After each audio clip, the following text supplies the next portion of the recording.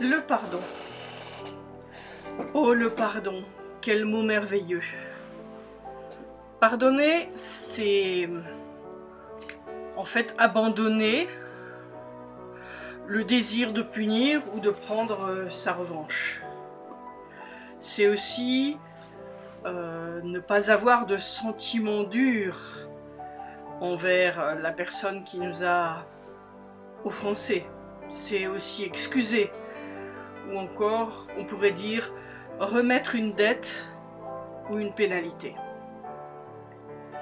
Grâce à Dieu, de l'assurance que nous pouvons trouver dans la première épître de Jean, au chapitre 1, verset 7, où il est dit que le sang de Jésus-Christ, son Fils, nous purifie de tout péché.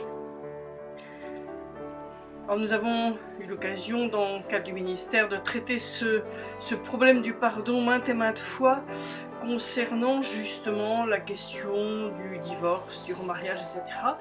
Et on demande encore, et souvent, mais le divorce et le remariage, sont-ils un péché?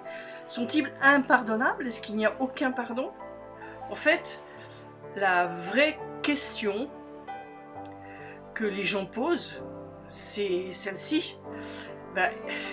Est-ce que je peux pas rester comme je suis puis être pardonné? Alors, le divorce et le remariage ne sont pas des choses impardonnables. Mais par contre, la compréhension du pardon biblique n'est pas comprise lorsque les personnes posent cette question. Alors, comment le pardon est-il obtenu? Il y a 3 points essentiels qu'il faut bien garder à la pensée, et nous allons les détailler. 1. La confession. S'il n'y a pas de confession, il ne peut pas y avoir de pardon. 2. La repentance. Sans repentance, il ne peut pas non plus y avoir de pardon. Et 3. Ce que trop souvent les gens oublient, l'abandon des péchés qui ont mené à cette confession. Et trop souvent on pense que cela n'est pas nécessaire. Bien, le pardon ne peut pas être obtenu autrement. Il doit être obtenu par la confession, la repentance et l'abandon des péchés. Il y a ces 3 volets qui sont nécessaires.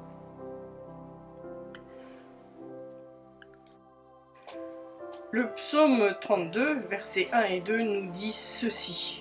Bienheureux celui dont la transgression est pardonnée et dont le péché est couvert ou payé. Bienheureux l'homme à qui l'Éternel ne compte pas l'iniquité et dans l'esprit duquel il n'y a point de fraude.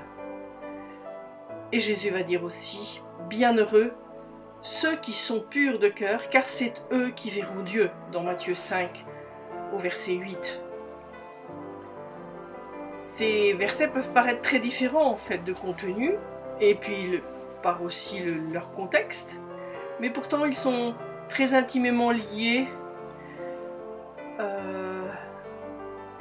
par le plan de Dieu pour travailler avec les hommes. Chaque fois que nous parlons de pardon dans le contexte de la Bible, nous devons le faire de façon équilibrée.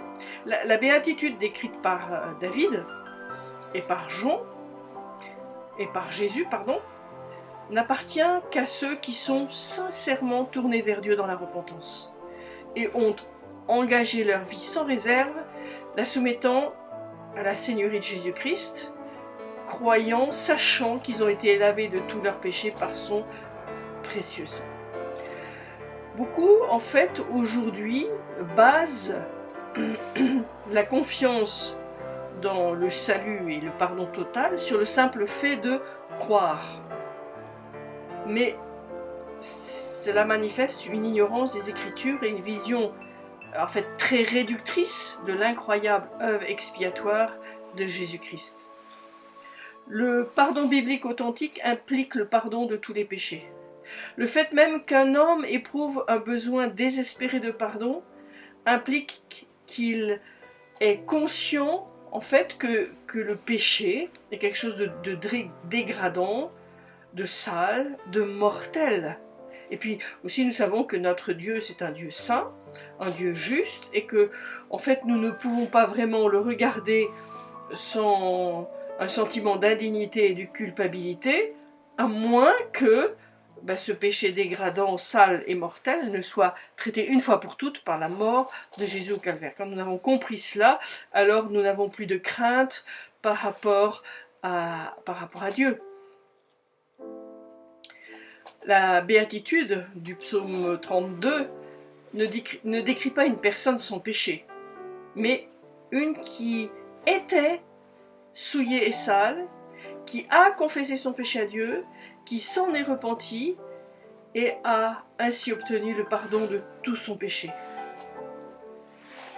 Par ce moyen, nous savons que Dieu justifie l'impie, non par ses propres œuvres ou mérites, mais totalement sur la base de l'œuvre expiatoire de Jésus-Christ. Alors c'est un véritable équilibre de cette vérité qui nous permet d'être en paix.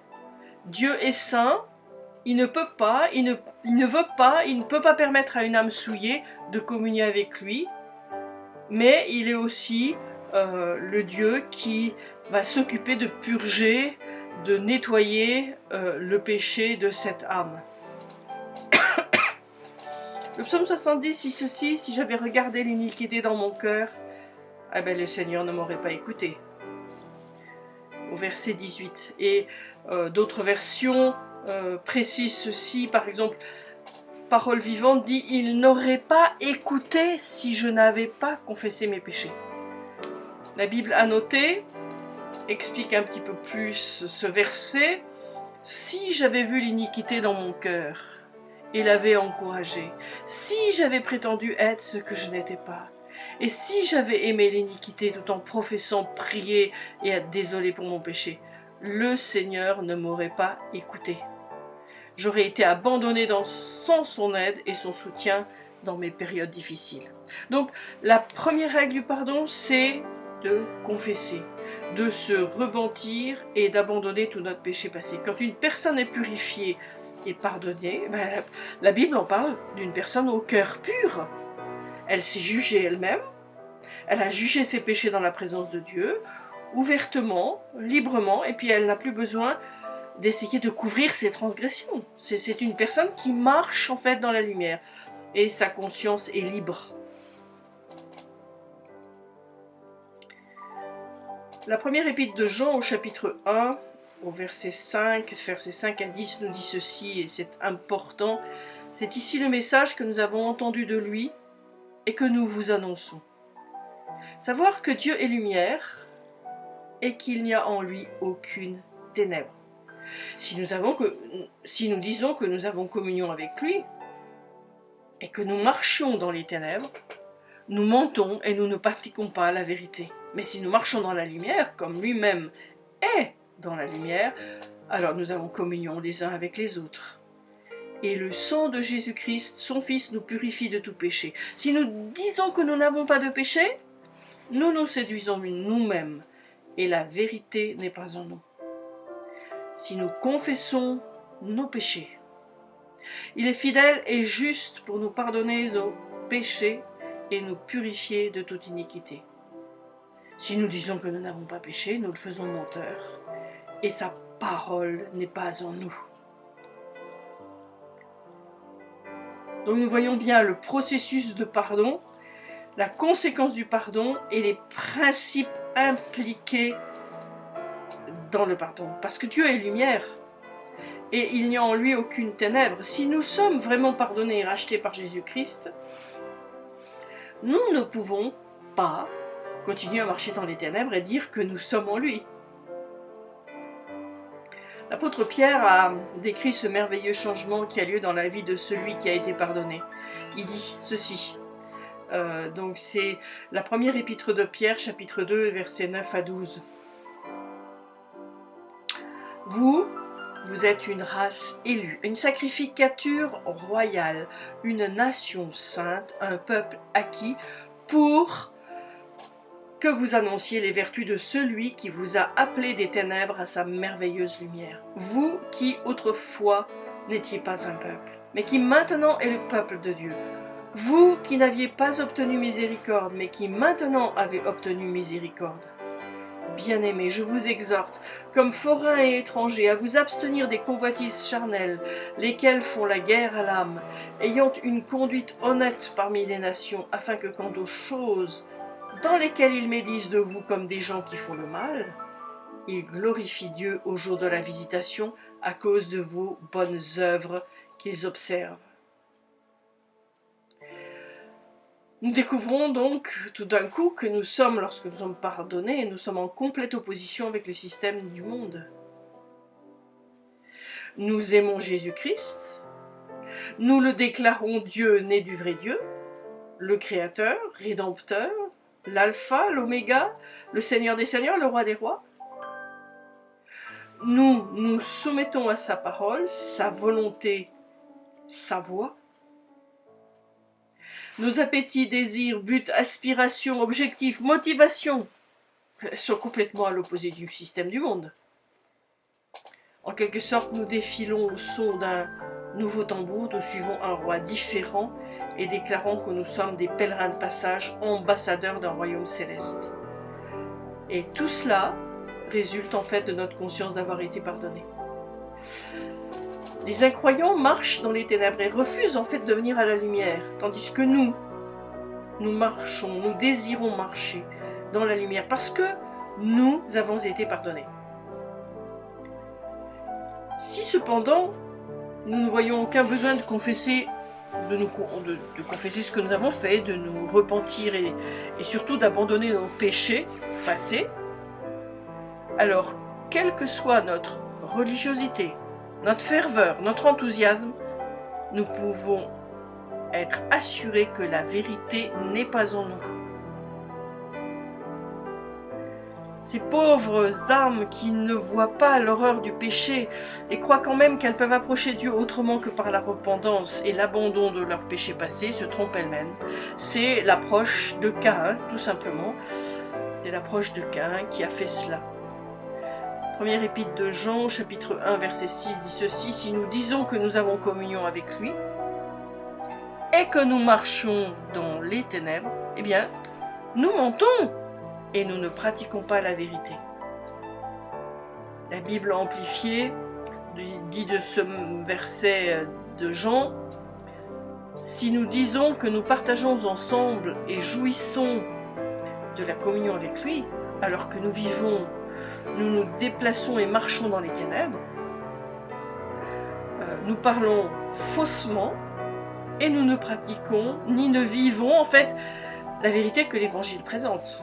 C'est-à-dire qu'une personne qui est véritablement pardonnée n'a qu'une pensée et marche ainsi sur un chemin droit, désirant faire plaisir à celui qui l'a racheté par son sang précieux. Si quelqu'un est pardonné, trébuche et tombe, évidemment il doit le confesser, être d'accord, le nom que Dieu donne à cet acte immédiatement. Si nous confessons nos péchés, il est fidèle et juste pour nous pardonner nos péchés et nous purifier de toute iniquité. Donc, nous devons juger notre péché pour ce qu'il est vraiment. 1 Corinthiens 11, 31 dit « Mais si nous nous jugions nous-mêmes, nous ne serions pas jugés. Si nous confessons nos péchés, il est fidèle et juste pour nous pardonner nos péchés et nous purifier de toute iniquité. » Ce n'est que lorsque nous nous savons pardonnés par Dieu que nous sommes alors capables de pouvoir pardonner aux hommes. Sans ce pardon reçu pour nous-mêmes, nous n'avons pas cette capacité de pardonner aux autres comme Dieu nous le demande, afin que, comme nous pardonnons, eh bien, nous soyons aussi de la même façon pardonnés. Nous verrons cette condition au pardon dans la prochaine vidéo. Shalom et à bientôt.